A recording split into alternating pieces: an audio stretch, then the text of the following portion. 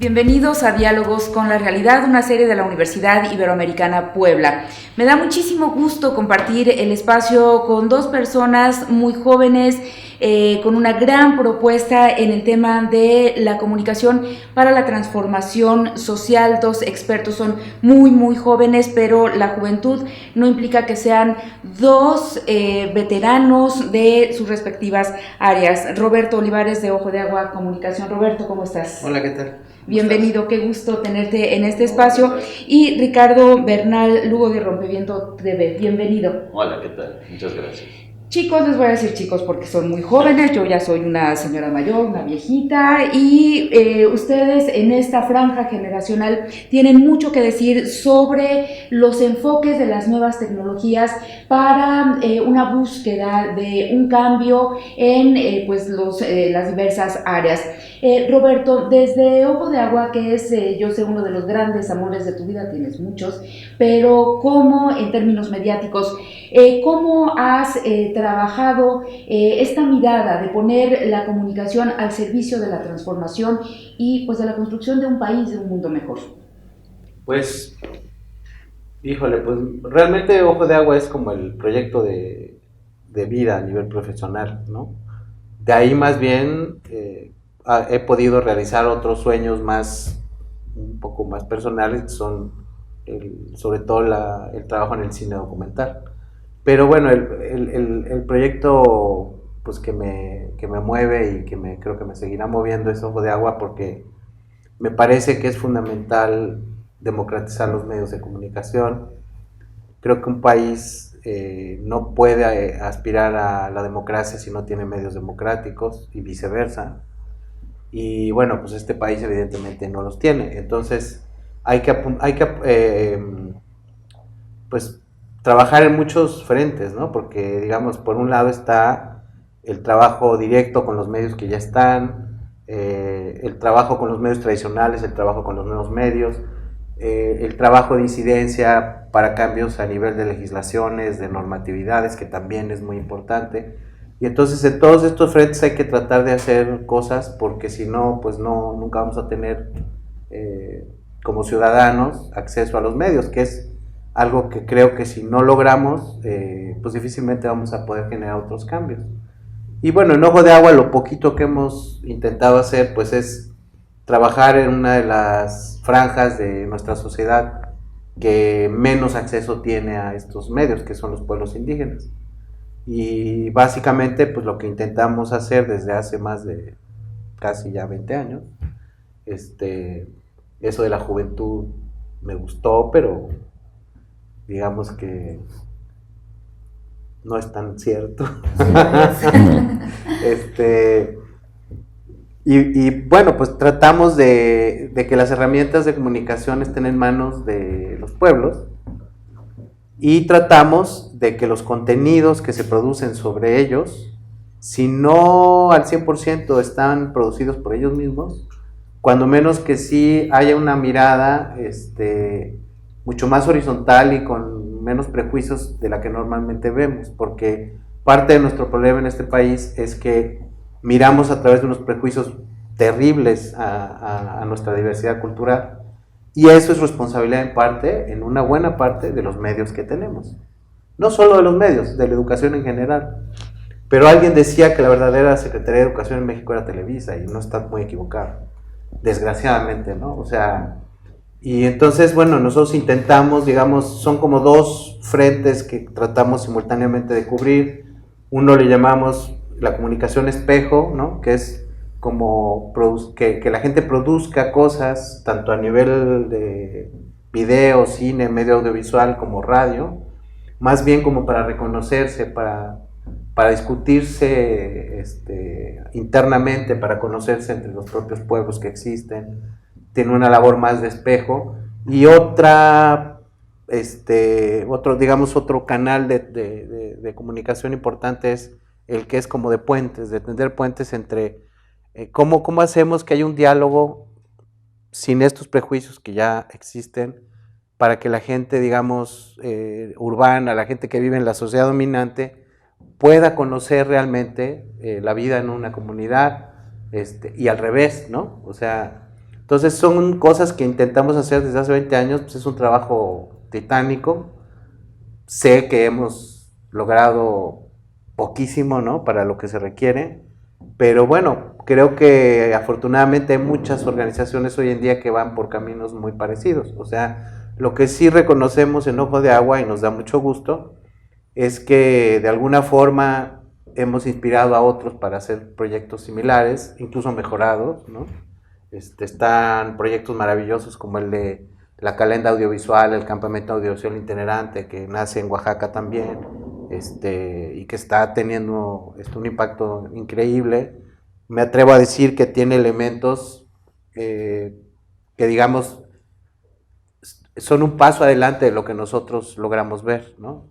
O sea, yo me acuerdo que Alun Amarán, literalmente, pues nosotros los de la generación anterior, pues podríamos decir que la subíamos en nuestros hombros, ¿no? Y entonces logró ver un poquito más arriba que nosotros. Entonces su proyecto tiene cosas que nosotros no alcanzamos a ver.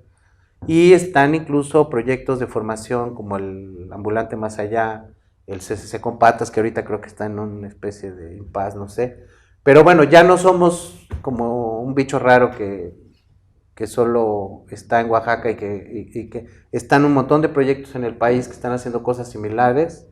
Y eso, aunque sigue siendo poquísimo para lo que se requiere, pues creo que es un paso adelante, ¿no? Roberto, has descrito muy bien lo que es Ojo de Agua Comunicación. Si tuviéramos que reducirlo en un parrafito, ¿qué es Ojo de Agua Comunicación? Pues es mi personal visión, ¿no? Eso no se lo vas a escuchar a los demás. Yo digo que es un híbrido entre una ONG y una productora social que básicamente trabaja para apoyar el fortalecimiento de las autonomías de los pueblos indígenas a través de la comunicación y para generar puentes de comunicación entre la sociedad dominante y los pueblos. Ricardo, va la misma pregunta. ¿Qué es Rompimiento TV? Bueno, nosotros tenemos un proyecto que se llama Jaque al Rey en Rompimiento Televisión, que es un canal que lleva 5 años ya trabajando de televisión independiente. Y retomando algunas de las cosas que Roberto dice de forma acertada, nosotros tenemos la plena convicción de que no hay una sociedad verdaderamente democrática sin medios democráticos. Desafortunadamente, la historia que hemos visto en este país es la historia de la concentración de los medios electrónicos, pero además, ¿no?, de la criminalización de los periodistas y de la amenaza a la libertad de expresión.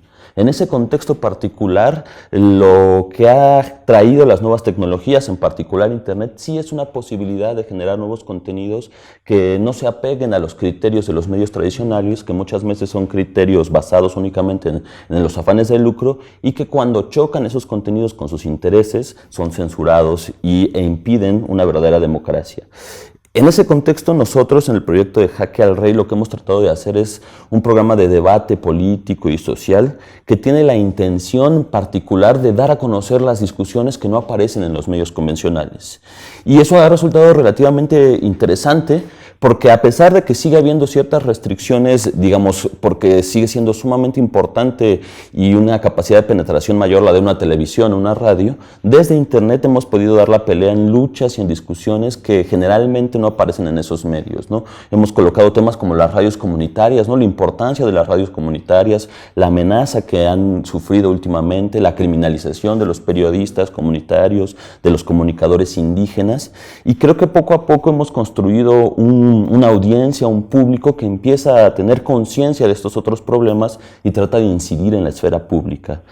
Por eso para nosotros es muy importante, digamos, que los medios tienen que ser capaces no solo de responder a los fines de lucro, sino tener la capacidad de posicionar discusiones que son importantes para la agenda pública y para la democratización del país, ¿no? Ustedes participan en medios que no están amarrados ya a las televisoras y a los anteriores usos de consumo donde se tenía que elegir un canal y un horario. Los actuales estudiantes de comunicación, los que han ingresado en los últimos años, ya no ven la televisión, ya no escuchan la radio. Les hablamos de territorios que a lo mejor sus padres y sus abuelos, por eso hago la alusión generacional a ustedes, porque ustedes forman parte de esa generación. Desde esta pista, Ricardo, ¿qué experiencia tienen ustedes en Jaque al Rey? Porque tienen una construcción incluso de la imagen, el tablero, el reloj, rock, Sí, o sea, sí. todo esto no lo podemos ver en los espacios pues, más acartonados de las televisoras Sí, sí. tradicionales. ¿Ustedes cómo ven la respuesta de esas audiencias que ya no se pueden medir con los anteriores criterios del rating? ¿Cómo perciben este cambio? Es muy, muy interesante lo que señalas, ¿no? Sí hay una especie de cambio generacional en las audiencias. Es totalmente cierto que la gente, los jóvenes sobre todo, ya no ven la televisión como se veía antes, y eso permite tener como unos hábitos de consumo, podemos decir, mucho más libres y hasta cierto punto itinerantes, ¿no? Y creo que eso es muy interesante porque eso nos obliga a generar contenidos que en cierta forma traten sí de adecuarse a las necesidades de aquello que queremos comunicar, pero también, ¿no?, a las nuevas formas y los nuevos hábitos de la audiencia. Y eso constantemente nos obliga a tratar de ser más dinámicos y a tratar de colocar ciertos formatos que sean asequibles para una nueva audiencia que tiene muchísimas ofertas en Internet. Sin embargo, yo también creo que sí hay, como bien señalas, una diferenciación clara, porque sí hay un gran sector de la población que sigue teniendo los hábitos consumos de la radio y la televisión habitual. Y el reto que nosotros tenemos es poder llegar a esos dos ámbitos, ¿no? Poder tener una forma de comunicar que sea capaz de atraer a la juventud que está más acostumbrada a estos programas, pero también a esa gente que habitualmente se sigue informando por Televisa. ¿Cómo hacemos para eso? Y eso es un reto que creo que es muy importante para los comunicadores actuales. No olvidarnos en esta especie de idea de que los jóvenes sí están más adecuados a nuestras formas de comunicar, no olvidarnos que hay otro gran sector de la población que es muy importante, que es decisivo para la construcción democrática y a la cual tenemos que buscar mecanismos y estrategias para acercarnos a ellos, ¿no?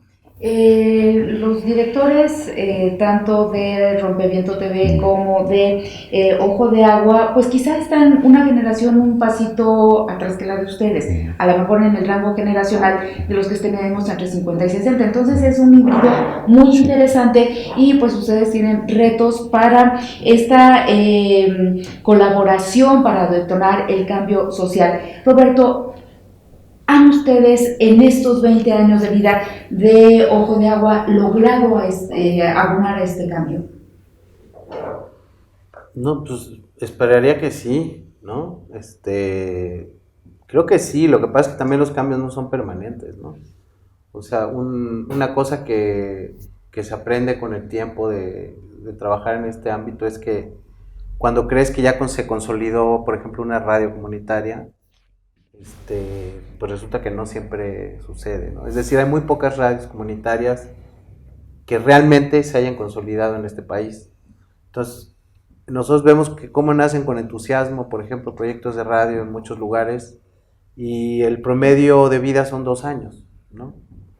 Porque dependen de personas específicas, que son jóvenes, que el día que ya tienen que salir de la comunidad porque tienen que trabajar o estudiar, pues entonces ya la radio pasa a un segundo plano en sus vidas, y entonces eso nos ha llevado a buscar estrategias para poder, digamos, como sortear todas estas dificultades. Y aún con un montón de cosas que sería difícil compartir ahorita en un espacio así, aún así sigue siendo muy difícil la consolidación de los medios, sobre todo cuando son medios tradicionales, ¿no? O sea, algo que creo que es bien importante que tengamos en cuenta es que, aunque es cierto que los chavos que están en este momento estudiando ahorita en la Ibero, probablemente ya ven la televisión como una cosa del pasado, por lo menos la televisión abierta o incluso la televisión al aire, digamos, ¿no? Así. Ven tele a través de otros mecanismos o no la ven, ¿no? Pero no olvidemos que todavía un buen porcentaje de la gente que toma decisiones creció en ese mundo. Entonces todavía esos medios siguen teniendo claro, como todos sabemos, se habla de la crisis de Televisa, se habla de la crisis de la televisión en general, se habla del boom, por ejemplo, de las plataformas como Netflix, en fin, pero todavía es un mundo que están compartiendo, ¿no? Es decir, todavía no podemos hablar por ejemplo, en las comunidades, tristemente, como la televisión se conoce desde hace tantos años y se aspira a tener televisión porque no siempre existe la posibilidad, ahora con esos paquetes de televisión muy económicos, uno ve cómo la gente en una comunidad que no llega ni siquiera a la señal abierta, está dispuesta a pagar 200 pesos al mes para ver telenovelas. Porque realmente para eso, o sea, para ver telenovelas, Banda Max y ya, ¿no?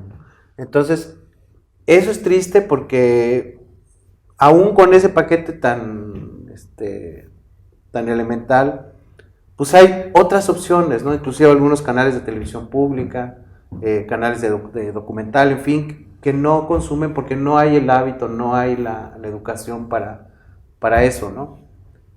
Y eso, digamos, está sucediendo hoy, ¿no? Y porque no hay internet, o hay un internet de tan lento transmisión de datos, pues que es imposible ver un video, ¿no? Vamos a regresar para hacerle la misma pregunta a Ricardo en esta serie, en este programa de Diálogos con la Realidad. En un momento regresamos. Estamos en Diálogos con la Realidad, conversando sobre la comunicación para la transformación social. En el anterior bloque, Ricardo, ya no nos pudiste contestar. En estos 5 años, si fuera una persona, sería un niño chiquito, una personita, esta propuesta de Rompeviento TV, pero pues ya corre, ya camina, ya se vale por sí mismo. Están en esta trayectoria de vida como medio de información alternativo, como un otro medio, colaborando para detonar este cambio social. Sí, totalmente, y no nos pusimos de acuerdo, pero yo voy a coincidir con Roberto en casi todo. Desde luego yo creo que las plataformas como Rompeviento, como el programa que tenemos ahí en Jaque al Rey, sí han incidido de manera importante en la construcción de una nueva forma de comunicar y también de informarse, ¿no? Cada vez vemos que muchas personas que se informaban por otras vías comienzan a acercarse a Rompeviento porque es interesante lo que está pasando ahí, los programas que ahí se están emitiendo, y la forma en que se transmite la información, también por la crisis que está viviendo la televisión comercial. Es decir, mucha gente ya no le cree a esa televisión comercial y está buscando otras formas de obtener información y otras maneras en las cuales puede saber qué es lo que está pasando en su realidad, con información mucho más fidedigna, contrastada, etc., ¿no?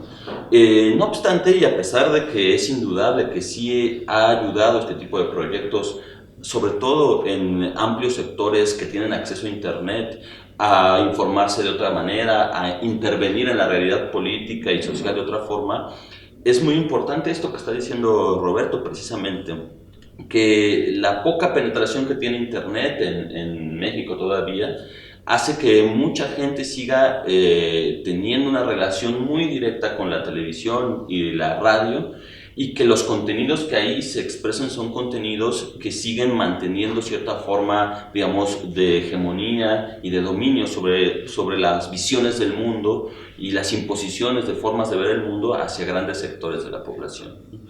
Yo creo que eso es muy importante tenerlo muy en cuenta porque nos obliga a pensar, justo como a los comunicadores jóvenes, ¿no?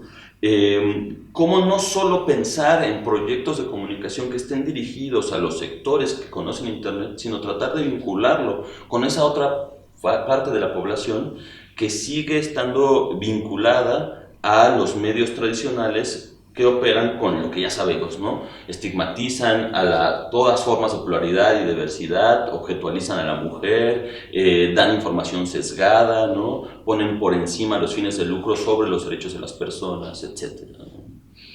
¿Qué retos tienen? Ya Roberto nos anunciaba esto, los medios yo creo que tradicionales y los nuevos, las historias de vida personales rifan de alguna manera, no cambian la perspectiva de los hombres, las mujeres, los jóvenes que colaboran, pero hoy día, en estos años que corren, Roberto, después de 20 años de trayectoria de Ojo de Agua y los proyectos personales que también se suman, ¿qué reto están enfrentando? ¿Qué reto tienen que resolver para poder seguir colaborando en esta construcción de pues, un cambio social que nos surge?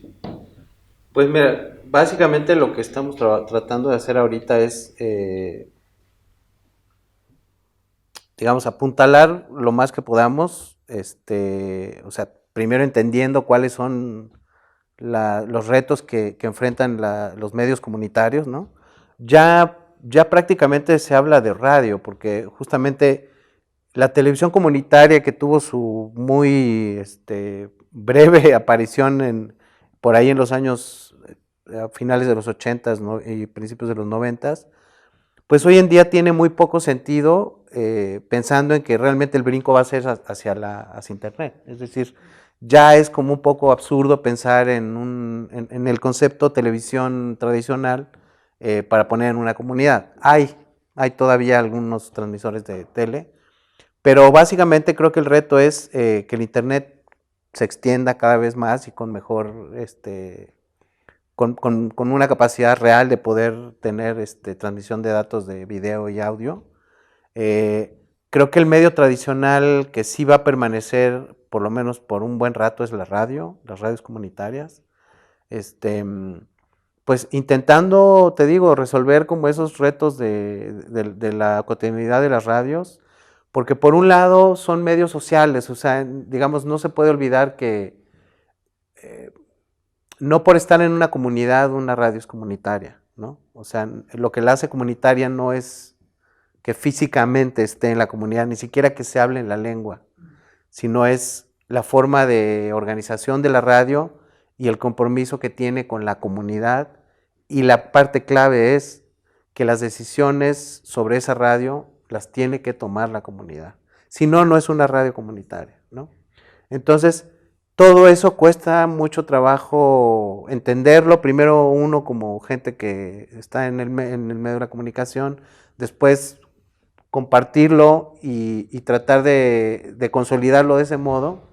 Pero creo que vale la pena porque hemos visto que las radios han tenido un papel crucial, por lo menos en Oaxaca, en estos momentos en donde una de las cosas que más nos preocupan es el extractivismo terrible que se está vislumbrando con esta idea de progreso que seguimos teniendo, sobre todo en los últimos gobiernos que hemos tenido, y que finalmente la información en este sentido es determinante para que una comunidad sepa qué va a suceder, por ejemplo, si hay una mina en su territorio, o qué va a suceder si hacen fracking en su comunidad, o qué va a suceder. Entonces, ese es el reto inmediato que tenemos. O sea, de hecho, los proyectos que estamos trabajando y que nos están financiando directamente están trabajando sobre dos temas específicos. Uno es el cuidado y la defensa del territorio, y el otro tema que nos preocupa también bastante y que estamos trabajando es el tema de la equidad de género. Pues eso es lo que estamos haciendo, digamos, a nivel de organización, ¿no? Y por supuesto también produciendo tanto materiales de audio como de audiovisual, pues que siempre están también en esa misma línea, ¿no? Quizá a veces no tan directamente como información, sino más bien con formatos más cinematográficos o con otro tipo de formatos más creativos que puedan transmitir los mismos conceptos, pero como desde otro ángulo, ¿no? Apelando a no nada más como al entendimiento, sino pues generando como vínculos más al corazón, ¿no? Muy bien. Ricardo, misma pregunta. Sí. El desafío para Jaque al Rey en el contexto de Rompimiento Televisión. Sí, yo quisiera plantear dos desafíos, digamos, en dos tiempos distintos, ¿no? Un desafío que tiene que ver con el sostén de los propios medios, y eso pasa de forma muy importante, digamos, si no es secundario, con su propio financiamiento. ¿Cómo hacemos para que estos proyectos independientes sean proyectos que sean capaces de sostenerse a sí mismos, y que porque esa vía es fundamental para su profesionalización, ¿no? Y eso implica un reto enorme, sobre todo porque hay un fenómeno muy interesante, y es que las grandes empresas de comunicación ya también están apostando a migrar hacia formatos de Internet, lo cual hace que la competencia sea sumamente dura, no solo para obtener financiamiento, sino también para poder colocar productos que tengan una calidad que pueda competir con ellos, porque esas empresas tienen los medios para dar una calidad, digamos, en términos solamente de la imagen, que puede ser más atractiva, ¿no? Y ahí hay que apelar a competir con el contenido, ¿no? Y yo creo que eso es una cosa muy, muy importante. Y hay, por otra vía, retos que tienen que ver, creo, con el orden institucional y político, ¿no? Que no debemos dejar de lado, ¿no? Es decir, si Internet posee una capacidad de autoorganización muy importante, pero eso no nos debe olvidar el luchar en el dominio o en el ámbito de las luchas jurídicas y políticas. Y ahí hay que luchar por hacer valer la Ley Federal de Telecomunicaciones y Radiodifusión, que las concesiones sociales sean cada vez más, que tengan la capacidad de operar con el apoyo institucional para que permita que las radios comunitarias, los medios independientes, los proyectos sociales puedan tener un sostén económico, jurídico, político e institucional que les permita no solo ser proyectos, digamos, momentáneos, sino institucionalizarse, ¿no? Volverse instituciones que expresen la pluralidad, ¿no? Porque para eso son los medios sociales y comunitarios, que expresen verdaderamente la pluralidad de visiones que hay en el mundo actual. Ya que por más medios comerciales que pueda haber, ¿no? Por más que tengamos 50, ¿no? Ahí no está la pluralidad, ¿no? La pluralidad es tener medios sociales, medios sí comerciales, pero también medios públicos, medios indígenas, etc. Y creo que eso es una batalla institucional que debemos dar como comunicadores, que debemos dar como sociedad, y que nos incita constantemente a estar interpelando a nuestras autoridades y a los tomadores de decisiones. Creo que eso es fundamental, no dejarlo en un segundo plano, ¿no? Ustedes son hombres de medios y ya saben que luchamos con el tiempo. Se nos va a terminar, pero no quiero dejar de preguntarles si vale la pena esta apuesta, porque quien nos esté viendo va a decir, no, pues está muy difícil eso, mejor nos vamos a, que tampoco está fácil en la industria tradicional. ¿Vale la pena dejar el corazón y la piel, Roberto, Ricardo, en esta apuesta por estos medios diferentes? Pues yo creo que sí, porque, bueno, yo parto de una cosa, ¿no? Yo creo que la primera cosa que uno tiene que hacer es hacer lo que le guste, y con lo que se sienta cómodo y que se sienta útil. Si esas tres condiciones se cumplen, pues creo que vale la pena hacerlo, ¿no? O sea, tampoco es como, no, yo no sufro realmente, ¿no? No es un trabajo sufrido. Hay que enfrentar cosas duras, ¿no? Muchas veces hay que convivir con una realidad que no siempre es agradable, pero digamos en sí el trabajo pues no es para nada algo despreciable, ¿no? Creo que vale mucho la pena hacerlo, porque pues, de otro modo no vamos a avanzar, o sea, y tampoco estamos, es decir, hay países donde ya se ha avanzado, o sea, yo no estoy diciendo, ojo, porque también he leído últimamente cosas donde ya empiezan a verse problemitas, ¿no? Pero digamos, cuando menos a nivel de cancha, ¿no? De las reglas del juego, países como Argentina, que tienen dividido el espectro en tercios, ¿no? Que eso me parece una idea simple, o sea, no tiene gran ciencia. Es un tercio para empresas de comunicación privadas, un tercio para medios públicos y un tercio para medios ciudadanos. Y medios ciudadanos pues están comunitarios, indígenas, lo que sea, que no sea público o privado. Creo que eso sería justo, tener un tercio del espectro, ¿no? Y partiendo de eso, también entender que el solo espectro pues tampoco te va a resolver, por lo que comenta el compañero muy atinadamente. Ese es uno de nuestros retos más grandes. El tema de la sostenibilidad de las radios pasa por la parte económica también. Entonces, digamos, la ley en Argentina y en México, curiosamente, se retomó esa parte también en la reforma de telecomunicaciones, que el Estado no solo tiene la obligación de dar concesiones a la sociedad, sino tiene la obligación de financiar los medios para que esos medios sean realidad. O sea, el Estado también tiene una responsabilidad para que esos medios funcionen. En Argentina ha sido el problema, que sí está la posibilidad de hacerlo, pero por ejemplo no hay dinero para la infraestructura, para la producción, etcétera, ¿no? Ricardo, ¿tú qué dices? Yo creo que totalmente, ¿no? La lucha por una comunicación más plural no solo es fundamental para nosotros comunicadores, sino para la democracia del país, y eso es una cosa que nos incumbe a todos. Y yo creo que por ahí tenemos que seguir trabajando para que en algún momento logremos unos medios más democráticos que sean capaces de expresar la pluralidad de la sociedad, sus problemas, ¿no?, sus preocupaciones y sus luchas por garantizar sus derechos a una vida mejor para todas y todos, ¿no? Yo creo que por eso vale la pena estar en esta trinchera. Ricardo, Roberto, muchas gracias. Agradecemos mucho esta conversación para Diálogos con la Realidad de la Universidad Iberoamericana Puebla. Realmente apostamos por eso, por la conversación, por el diálogo, y es un privilegio tener a compañeros que están en esta trinchera aquí. Muchas gracias y hasta la próxima. Gracias. Gracias y hasta muy pronto.